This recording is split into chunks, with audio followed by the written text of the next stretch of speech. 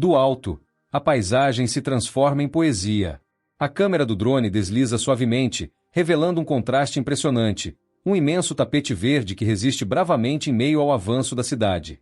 Cada árvore, cada curva do caminho que serpenteia até o topo do morro, é um testemunho silencioso da força da natureza diante da expansão urbana.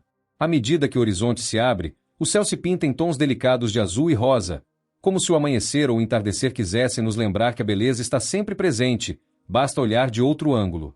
A cidade se estende sem fim, um mar de construções e histórias humanas, mas ali, no coração desse cenário, pulsa um refúgio de paz, um espaço que respira e nos convida a refletir. Este voo não é apenas uma visão aérea, é uma viagem sensorial.